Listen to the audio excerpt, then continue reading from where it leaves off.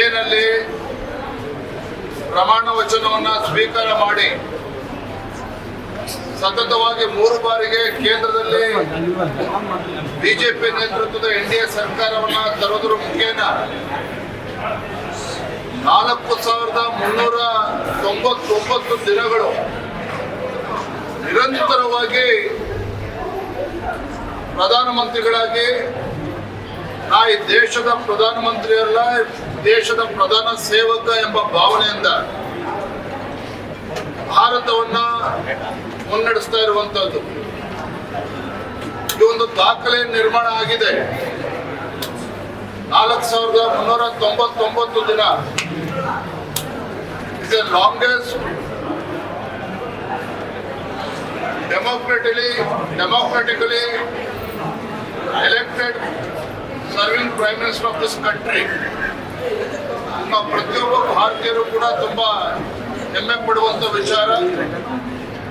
ಪ್ರಧಾನಮಂತ್ರಿ ನರೇಂದ್ರ ಮೋದಿಜಿಯವರ ಏನು ಕನಸಿದೆ 2047ನೇ ಇಸ್ವಿಗೆ ಒಂದು ವಿಕಸಿತ ಭಾರತ ಆಗಿ ಪರಿವರ್ತನೆ ಆಗಬೇಕು, ಆತ್ಮನಿರ್ಭರ ಭಾರತದ ಕನಸನ್ನ ಕಾಣ್ತಾ ಇರುವಂತಹ ಪ್ರಧಾನಮಂತ್ರಿ ನರೇಂದ್ರ ಮೋದಿಜಿಯವರಿಗೆ ಕಾಡು ಮಲ್ಲೇಶ್ವರ ದೇವಾಲಯದಲ್ಲಿ ಪ್ರಾರ್ಥನೆಯನ್ನ ಸಲ್ಲಿಸಿ ನರೇಂದ್ರ ಮೋದಿಜಿಯವರಿಗೆ ಇನ್ನೂ ಹೆಚ್ಚು ಆಯುಷ್ಯನ್ನ ಕೊಟ್ಟು,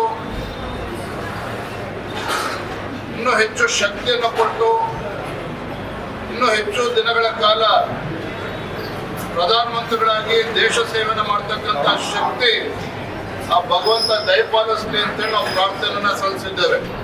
ದೇಶದಲ್ಲಿ ಕೊಡ್ತಾ ಇದ್ದಾರೆ.